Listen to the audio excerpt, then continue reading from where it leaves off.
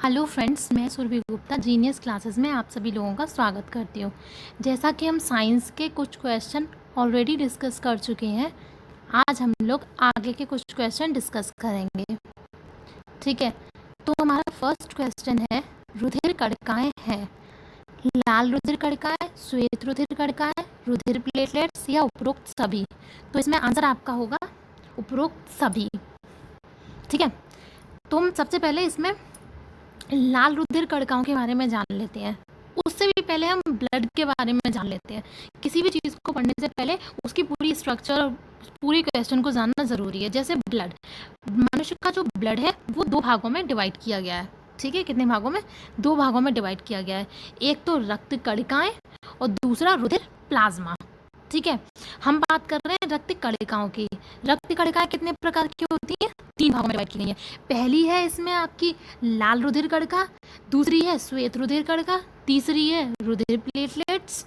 ठीक है, तो लाल रुधिर कणिका जिसको हम आरबीसी बोलते हैं, रेड ब्लड कार्पसेल्स।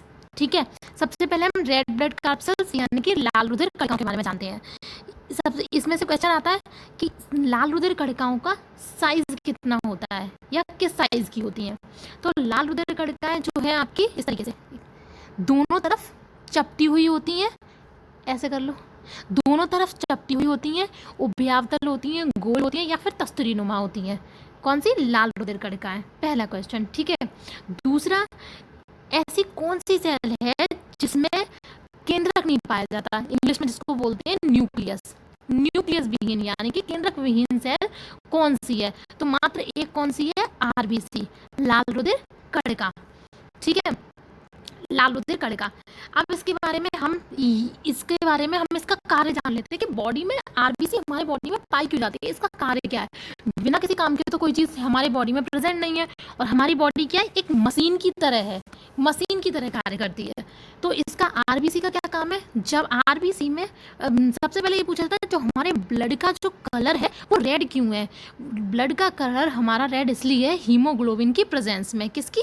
हीमोग्लोबिन की प्रेजेंस में हमारे ब्लड का कलर रेड है। और हीमोग्लोबिन किस में पाई जाती है? वो पाई जाती है हमारी रेड ब्लड कार्पसेल्स में यानी कि लाल रुधिर कणिकाओं में। यही इनका काम है। तो काम क्या है? तो जब हम सांस लेते हैं यानी कि जब हम वायु लेते हैं एयर के थ्रू, हमें ऑक्सीजन मिलती है। ऑक्सीजन जब हमें मिलती है तो वो ऑक्सीजन हीमोग्लोबिन से चिपक जाती है। जब हीमोग्लोबिन से चिपक जाएगी तो ऑक्सी हीमोग्लोबिन बन जाता है। ऑक्सी हीमोग्लोबिन क्या काम करता है? ऑक्सीजन को हमारे पूरे शरीर में जो टिश्यूज होते हैं वहां तक पहुंचाने का काम करते हैं। हमारी बॉडी में टिश्यूज तक पहुंचाने के लिए ऑक्सीजन सबकी जरूरी है। तो वो क्या काम करता है? रेड आरबीसी में हीमोग्लोबिन ऑक्सीजन से क्रिया करके ऑक्सी हीमोग्लोबिन बनाता है और जो हमारे ऑक्सीजन को पूरे शरीर में ट्रांसफर करता है। ठीक है, दूसरा इसका काम क्या है? जब ऑक्सीजन पहुंचा तो कार्बन डाइऑक्साइड भी तो बाहर निकालता होगा। तो फिर जो इम्प्योरिटीज जो होती है कार्बन डाइऑक्साइड, उसको हमारे टिश्यूज से लेके लंग्स के थ्रू वो बाहर निकालने का कार्य भी हमारा कौन करता है? आरबीसी। ठीक है, तो ये हुई हमारे आरबीसी की बात। और एक और चीज़ आरबीसी की एक और चीज़ आती है कि इसका लाइफ स्पान मतलब जीवन काल कितना होता है आरबीसी का? तो वो होता है 120। एक भी क्वेश्चन नहीं रहना चाहिए कि इससे क्या बन सकता है, लाल रुधिर कणिकाओं से क्या क्या क्वेश्चन बन सकते हैं। वो इनका जीवन काल कितना होता है? 120 डेज का। ठीक है, 120 दिन का। ये भ्रूण जानते हैं? भ्रूण क्या होता है? जब पेट में जो बेबी होता है हमारा, तो वो एम्ब्रियोनिक स्टेज में होता है, भ्रूणीय अवस्था में आरबीसी किस में बनती हैं? तो वो बनती हैं लिवर और स्प्लीन में। ठीक है, अगर भ्रूणीय अवस्था में पूछा गया कि आरबीसी भ्रूणीय अवस्था में कहाँ बनती है, तो आप आंसर क्या लगाएंगे? लिवर या फिर स्प्लीन। ठीक है, और अगर नॉर्मल पूछा गया कि आरबीसी कहाँ बनती है, तो भ्रूण नहीं दिया गया और नॉर्मल पूछा गया आरबीसी कहाँ बनती है, तो आप क्या लगाएंगे? बोन मैरो यानी कि अस्थि मज्जा। ठीक है, ये हो गई बात हमारे आरबीसी की। सेकंड क्वेश्चन हमारा हो गया, सेकंड है हमारा ये श्वेत रुधिर कणिका जिसको हम बोलते हैं WBC, white blood corpuscles. White blood corpuscles का क्या काम है? इनका क्या काम है? ये सबसे पहले इनका साइज क्या होता है? ये एक्चुअली ये लाल रुधिर कणिकाओं से साइज में थोड़ी सी बड़ी होती हैं। और इनका जो आकृति जो होती है वो अमीबा की तरह होती है। जैसे अमीबा की आकृति निश्चित नहीं है, अमीबा की आकृति इस तरीके का होता है, अमीबा मतलब कोई भी आकृति निश्चित नहीं है, इसीलिए ऐसे ही श्वेत रुधिर कणिकाएं ये अनियमित आकार की होती हैं, गोल भी हो सकती हैं, तस्वीरनुमा भी हो सकती हैं, तो किसी भी साइज की हो सकती हैं, तो ये अनियमित आकार की होती हैं। ठीक है, नेक्स्ट हमारा क्वेश्चन है, इनका जीवन काल कितना होता है डब्ल्यूबीसी का? डब्ल्यूबीसी की बात कर रहे हैं, श्वेत रुधिर कणिका, तो इनका जीवन काल होता है हमारा 1 से 4 दिन का, 1 से 4 दिन का जीवन काल होता है। अब बात आती है इनके कार्य की, कुछ जब चीज़ हमारे बॉडी में प्रेजेंट है तो उसका कोई ना कोई कार्य तो होगा, तो वो इनका कार्य क्या होता है? इनका कार्य होता है हमारे शरीर में रक्त की सफाई करना। ठीक है, रक्त की सफाई करना हमारे डब्ल्यूबीसी श्वेत रुधिर कणिकाओं का काम होता है।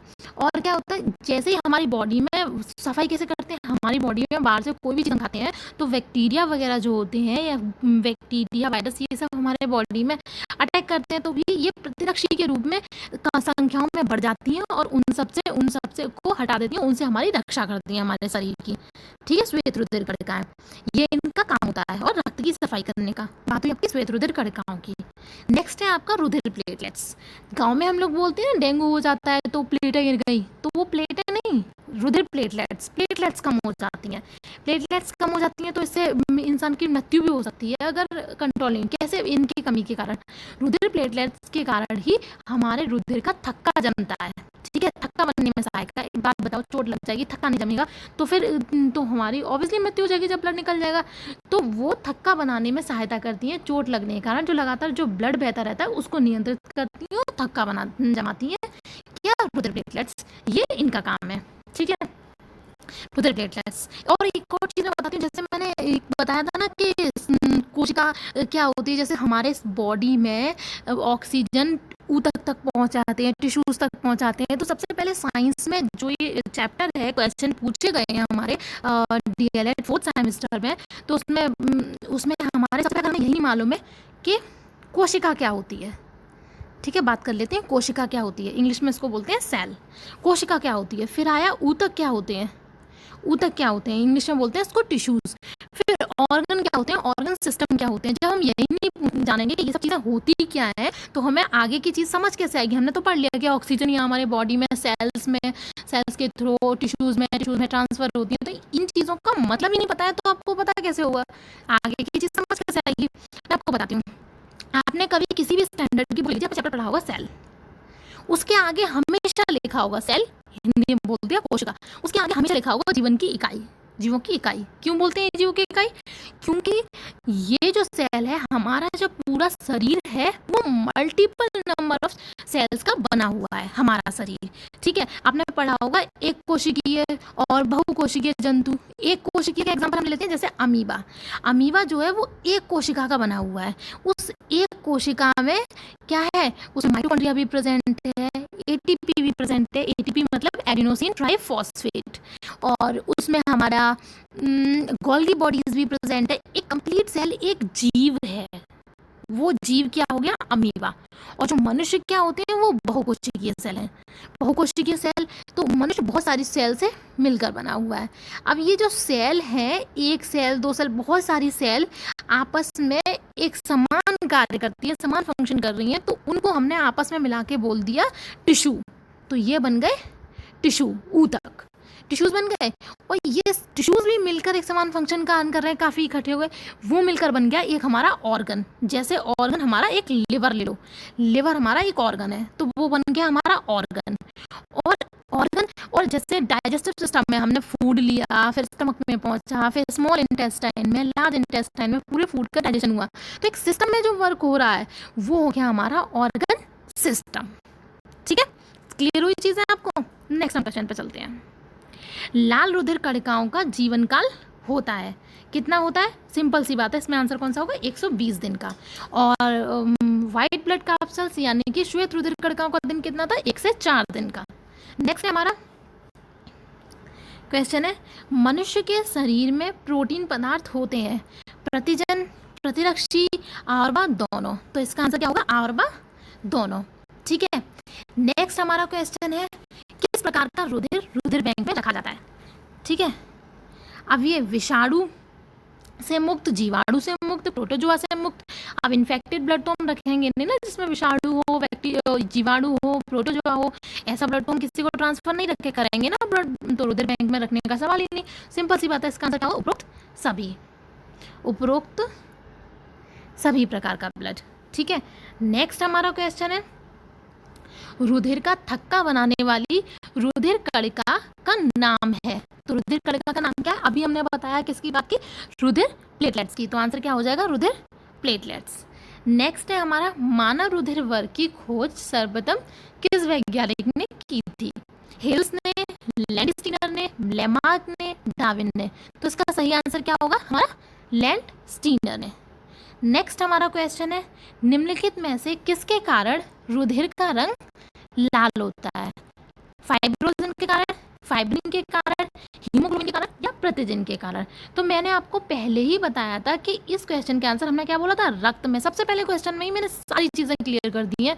उसमें क्या है, वो 5 मिनट की वीडियो भी आप इसमें पूरी भी ना देखें, वो देख लें तो चीजें आपकी क्लियर हो जाएंगी। तो इसमें क्या है? हीमोग्लोबिन। मैंने क्या बोला था? रक्त का जो हमारा कलर है रेड क्यों होता है? वो किसके कारण होता है? हीमोग्लोबिन के कारण। और हीमोग्लोबिन किसमें पाया जाता है? आरबीसी। ठीक है, नेक्स्ट है हमारा, रक्त को कितने वर्गों में बांटा गया है? तो कितने वर्गों में बांटा गया है? 4 वर्गों में। कितने वर्गों में? 4 वर्गों में। कौन कौन से? ए बी और ओ। ठीक है, इसमें ए बी ब्लड ग्रुप क्या होता है? सर्वग्राही, यानी कि यूनिवर्सल एक्सेप्टर। ये ए का भी ब्लड एक्सेप्ट कर सकता है, बी का भी ब्लड एक्सेप्ट कर सकता है, ओ का भी ब्लड एक्सेप्ट कर सकता है। तो ये बहुत अच्छा है। ए बी जो ब्लड ग्रुप है, ये इसीलिए हम जब ये सबका ब्लड एक्सेप्ट कर सकता है तो हम इसको क्या बोलते हैं? Universal acceptor. हिंदी में इसको बोलेंगे सर्वग्राही।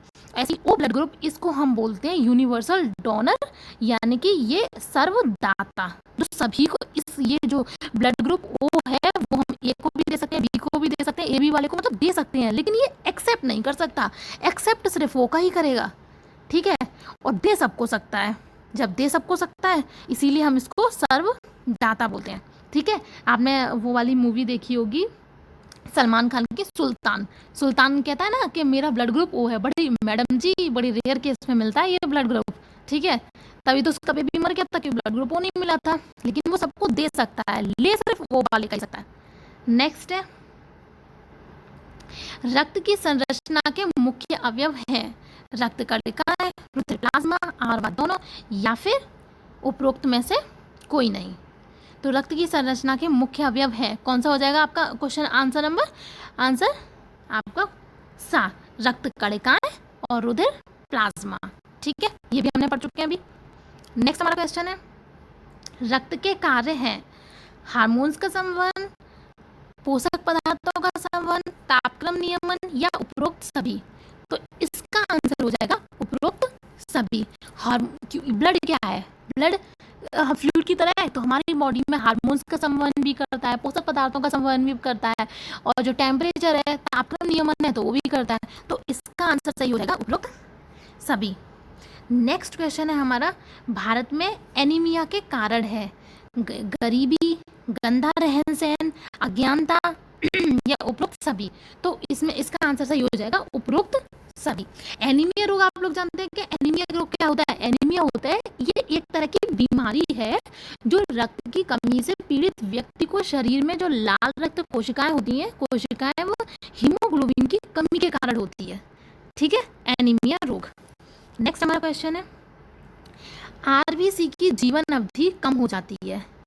आरबीसी की जीवन अवधि कम हो जाती है, इसका आंसर क्या होगा? आंसर नंबर 1 थैलेसीमिया, दूसरा एनीमिया, तीसरा हीमोफीलिया, चौथा है उपरोक्त में से कोई नहीं। तो इसका आंसर सही हो जाएगा हमारा थैलेसीमिया। थैलेसीमिया इसका आंसर सही हो जाएगा। अब आप लोग जानते हैं थैलेसीमिया डिसीज क्या होती है? थैलेसीमिया क्या है? थैलेसीमिया के बारे में आपको बताती हूँ। थैलेसीमिया जो एक तरीके से बच्चों को जो माता पिता से अनुवांशिक तौर पर, सबसे पहले ये अनुवांशिक डिसीज, अनुवांशिक समझते हैं, जो अपने माता पिता से बच्चों में ट्रांसफर होती है डिसीज। मैंने अभी एनीमिया की क्या बात करी, वो एक तरह की बीमारी है, उससे अनुवांशिक रोग नहीं बोला मैंने, वो एक तरह की बीमारी है। और ये जो थैलेसीमिया है वो हमारा अनुवांशिक रोग है जो बच्चों को माता पिता से अनुवांशिक तौर पर जो मिलने वाला जो रक्त रोग है, समझ रहे हो, मिलने वाला जो रक्त रोग है उसी को हम क्या बोलते हैं, थैलेसीमिया। इसमें क्या होता है, हीमोग्लोबिन का निर्माण की प्रक्रिया में जो क्या होता है, गड़बड़ी हो जाती है, जिसके कारण रक्त क्षीणता के लक्षण प्रकट होते हैं और ये डिसीज हो जाती है, अनुवांशिक डिसीज है। क्वेश्चन आ जाता है कभी कभी, अनुवांशिक डिसीज कौन सी है, थैलेसीमिया, हीमोफीलिया या एनीमिया, तो या फिर बोल दे और साथ दोनों, तो थैलेसीमिया और हीमोफीलिया दोनों ही आपकी अनुवांशिक रोग हैं। ठीक है, तो इसका आंसर सही क्या होगा, आरबीसी की जीवन अवधि कम हो जाती है किसमें, थैलेसीमिया में। नेक्स्ट है आपका, रक्त का थक्का बनने की प्रक्रिया धीमी हो जाती है। रक्त की थक्का बनने की प्रक्रिया धीमी हो जाती है, कौन सी में हो जाती है, आपकी थैलेसीमिया में, हीमोफीलिया में, एनीमिया में या श्वेतकण कोशिकाहीनता में। तो इसमें आपका सही आंसर होगा हीमोफीलिया। हीमोफीलिया जानते हैं क्या होता है, थैलेसीमिया तो हमने पढ़ लिया, हीमोफीलिया भी एक तरीके का अनुवांशिक रोग है और जिसके कारण जो शरीर के बाहर जो रक्त बहता रहता है, जमता नहीं है। हीमोफीलिया जिसको रोग होगा उसका जो ब्लड है वो जमता नहीं है, ठीक है, जमता नहीं है, तो शरीर के तो ब्लड शरीर बहता रहेगा तो इंसान की मृत्यु हो जाएगी, और ये भी एक अनुवांशिक रोग है। ठीक है, तीनों समझ में आ गए। थैलेसीमिया जो माता पिता से बच्चों में जो रक्त रोग ट्रांसफर होता है जिसमें हीमोग्लोबिन के निर्माण की प्रक्रिया में गड़बड़ी हो जाती है, वो डिसीज है हमारी थैलेसीमिया। दूसरी हीमोफीलिया जिसमें हमारा रक्त बहता रहता है, ये भी एक अनुवांशिक रोग है। एनीमिया ये एक प्रकार की बीमारी है जो रक्त की कमी से पीड़ित व्यक्ति में शरीर का लाल रक्त जो कोशिकाएं होती है और हीमोग्लोबिन की कमी कारण होता है। नेक्स्ट क्वेश्चन है हमारा, डब्ल्यूबीसी कम हो जाती है, किस में कम हो जाएगी डब्ल्यूबीसी, एनीमिया में, थैलेसीमिया में या श्वेतकण कोशिकाहीनता में या फिर हीमोफीलिया में। तो सिंपल सी बात है, इसमें कौन सी में से कम हो जाएंगी, श्वेतकणहीनता में। श्वेत रक्त कणिकाएं अभी आपने पढ़ी थी, इनके डब्ल्यूबीसी को क्या बोलते हैं, श्वेत रक्त कणिकाएं, तो किसके कारण हो जाएगी, श्वेतकण कोशिकाहीनता में। नेक्स्ट हमारा क्वेश्चन है, लिवर सिरोसिस का रोग का कारण है, ठीक है, कौन क्या कारण है, हीमोफीलिया, एनीमिया, थैलेसीमिया या फिर इनमें से कोई नहीं। तो इसका सही आंसर होगा हमारा हीमोफीलिया। ठीक है, नेक्स्ट हमारा क्वेश्चन है, एड्स का पूरा नाम क्या है। तो एड्स का पूरा नाम क्या है, सिंपल सी बात है, acquired immunodeficiency virus syndrome, acquired immunodeficiency syndrome. Next हमारा क्वेश्चन है, विश्व एड्स दिवस कब मनाया जाता है। मोस्टली हमारे ये कॉम्पिटिटिव एग्जाम में आ ही जाता है, कब मनाया जाता है, ये 1 दिसंबर। नेक्स्ट क्वेश्चन है हमारा, ये नया क्वेश्चन आया, सर्वप्रथम एड्स वायरस कब देखा गया था, 1980 में, 1981 में या फिर 1982 में या फिर 1983 में। तो सही आंसर होगा इसका 1981 में। नेक्स्ट हमारा क्वेश्चन है,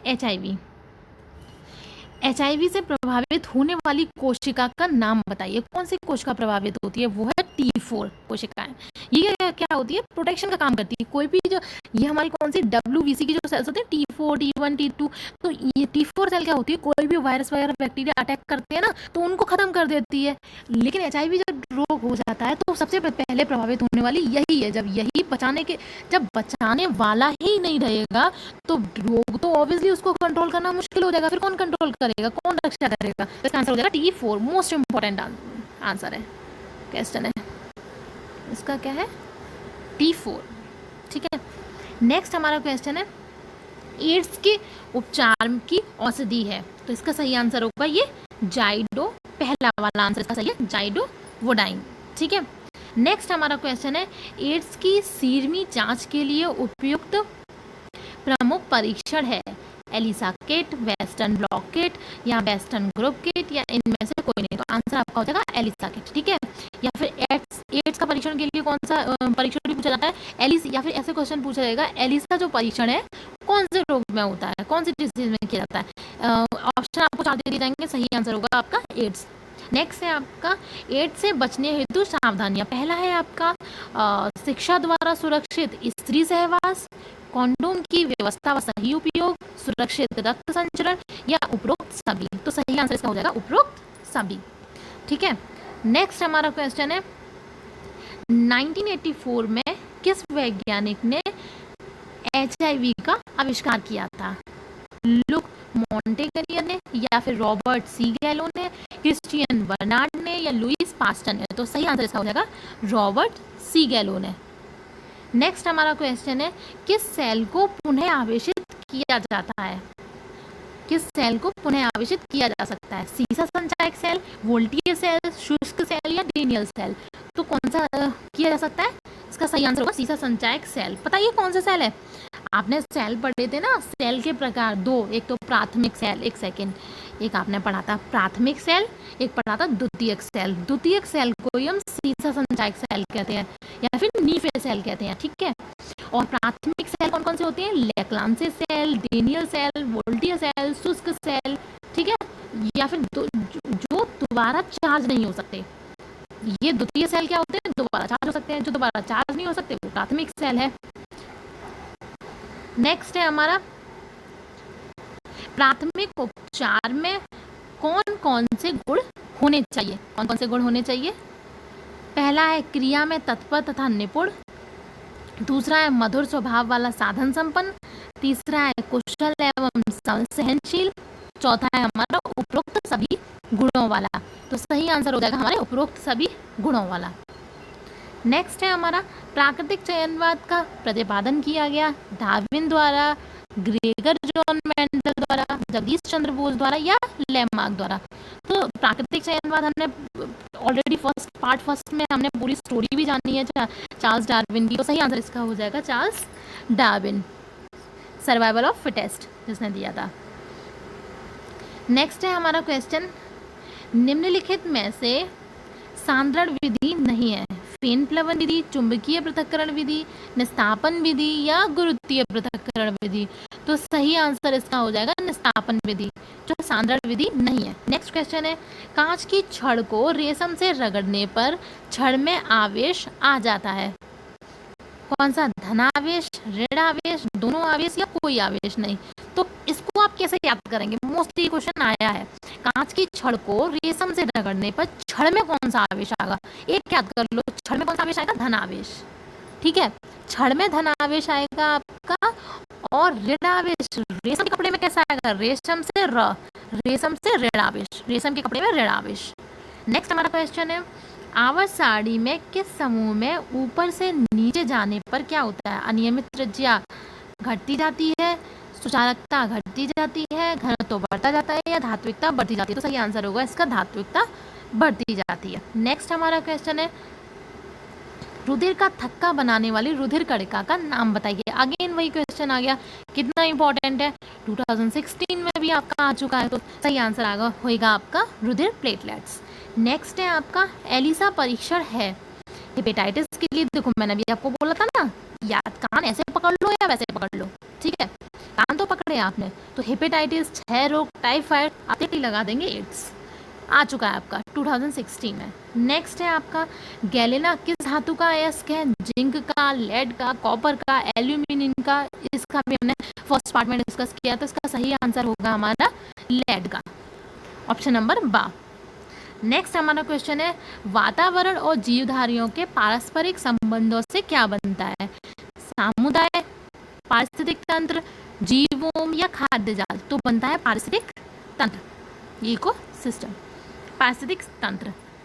नेक्स्ट है, शुष्क सेल में किस पदार्थ की छड़ एनोड का कार्य करती है? कार्बन, सिलिकॉन, जर्मेनियम या बोरोन?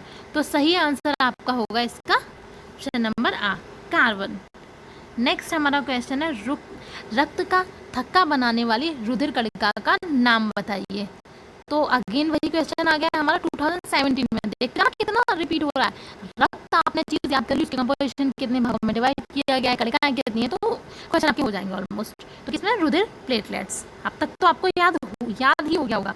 नेक्स्ट है हमारा, निम्नलिखित में से दिष्ट धारा का प्रयोग करते हैं? पंखा में, टॉर्च में, टीवी में, कूलर में? तो किस में करते हैं आपका? टॉर्च में। दिष्ट धारा और प्रत्यावर्ती धारा आपने पढ़ी होंगी, ठीक है। विद्युत धारा को कितने भागों में बांटा गया है? 2 भागों में। एक सेकंड, विद्युत धारा को 2 भागों में बांटा गया, एक दिष्ट धारा, दूसरी हमारी प्रत्यावर्ती धारा। दिष्ट धारा क्या होती है? ऐसी धारा जो केवल एक ही दिशा में प्रभावित होती है, उसे हम बोलते हैं दिष्ट धारा, ठीक है। टॉर्च, ट्रांजिस्टर, कैलकुलेटर, एक तरीके से जिसमें बैटरी या सेल होती हैं, ठीक है, वो हमारी हो गई किस कौन, टॉर्च ट्रांजिस्टर कैलकुलेटर यानी कि दृष्टि धारा। दूसरी हमारी हो गई प्रत्यावर्ती धारा, ऐसी धारा जिसकी परिमाण और दिशा समय के साथ बदलती रहती है। पंखा, बल्ब, फ्रिज, टीवी, ये क्या है, ऑल्टरनेटिव करंट यानी कि प्रत्यावर्ती धारा। नेक्स्ट है हमारा पौधों एवं जंतुओं के बीच की कड़ी है। पौधे एवं जंतुओं के बीच की कड़ी है, कितना बचपन से ही पढ़ते आ रहे हैं, सिंपल सी होता है, कोई ज़्यादा टफ क्वेश्चन नहीं आती आपके इसमें। तो आंसर नंबर बा यानी कि युगलीना। नेक्स्ट है हमारा चुंबकीय पदार्थ है लोहा, पीतल, तांबा, रबड़। सही आंसर आपका क्या होगा, लोहा। सही आंसर होगा आपका ऑप्शन नंबर बा, लोहा। नेक्स्ट है हमारा लाल रक्त कणिकाओं का निर्माण होता है आ यकृत में, मस्तिष्क में, प्लाज्मा में या अस्थि मज्जा यानी कि बोन मैरो में। तो सही आंसर होगा आपका बोन मैरो में। मैंने आपको क्या बताया था, लाल रक्त कणिकाओं का निर्माण किस में होता है, बोन मैरो में यानी कि अस्थि मज्जा में। अगर भ्रूणीय अवस्था में दे दिया जाए तो यही आंसर आपका हो जाएगा यकृत, अगर एम्ब्रियोनिक स्टेज यानी कि भ्रूणीय अवस्था में दे दिया जाए। नेक्स्ट है हमारा विद्युत बल में तंतु किस धातु का बना होता है। तो किसका बना होता है, टंगस्टन का। आविष्कार किसने किया विद्युत बल्ब का, थॉमस एडिसन ने। ठीक है, तो यहीं पे हमारे क्वेश्चन समाप्त होते हैं। Thank you so much.